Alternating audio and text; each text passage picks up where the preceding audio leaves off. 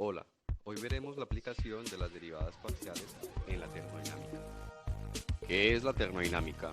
La termodinámica es una rama de la física que estudia la relación entre calor, fuerza aplicada y transferencia de energía. Recordemos que este estudio es aplicado en distintos campos como pueden ser la mecánica, electricidad, química, entre muchos otros.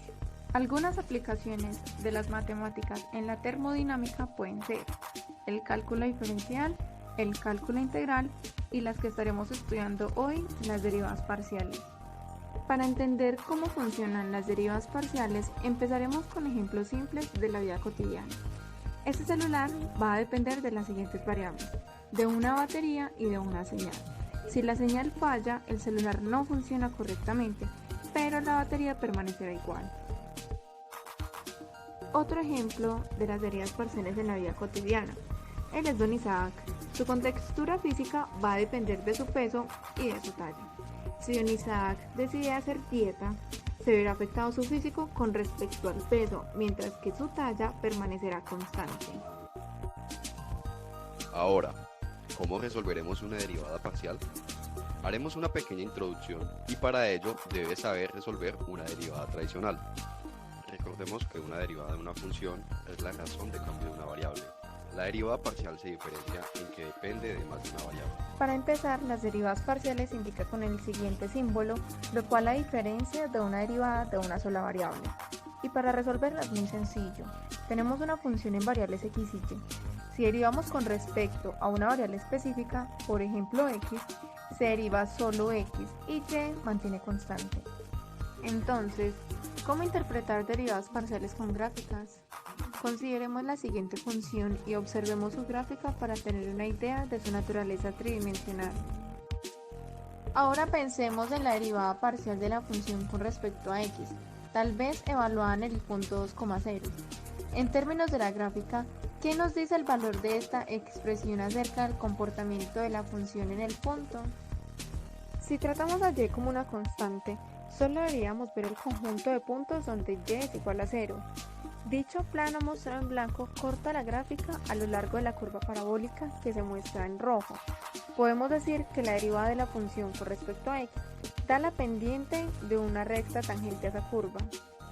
Ahora, ¿qué sucede con la derivada respecto a y en el mismo punto? Como podemos ver, también forman un plano, pero esta vez es uno perpendicular al eje x que intersecta el punto 2,0. Este plano corta la gráfica a lo largo de una nueva curva y la derivada con respecto a y nos dará la pendiente de esa nueva curva.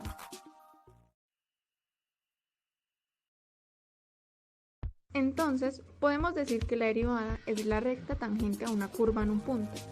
Cuando una sola variable cambia y afecta a la función, pero las demás variables se mantienen constantes, ahí nos estamos refiriendo a una derivada parcial. Entonces, te estarás preguntando cómo hacemos uso de las derivadas parciales en la termodinámica. Observa esta ley de gases ideales. ¿La recuerdas? Con las ecuaciones de estado podemos derivar y determinar expresiones para los cambios de una variable con respecto a la otra. Algunas veces, estas derivadas nos permiten obtener conclusiones importantes sobre las relaciones entre la variable de estado, lo que constituye una técnica poderosa para la termodinámica. Ahora, supongamos que necesitamos conocer la forma en que varía la presión con respecto a la temperatura, mientras que el volumen y el número de moles en nuestro sistema gaseoso permanece constante. Esta interrogante que nos interesa la podemos escribir con la siguiente derivada parcial. Y asimismo, es posible construir diversas derivadas parciales que relacionen las diferentes variables de estado de un gas ideal, algunas más útiles o fáciles que otras. Ahora, si tomamos una muestra de un gas ideal y medimos su presión a diferentes temperaturas y a volumen constante y luego trazamos la gráfica, obtenemos una recta cuya pendiente es la derivada. Podemos concluir entonces que las derivadas parciales nos facilitan el observar los cambios en las variables de los estados de un gas, para así estudiar sus cambios, realizar modificaciones, analizar el comportamiento, entre muchos otros.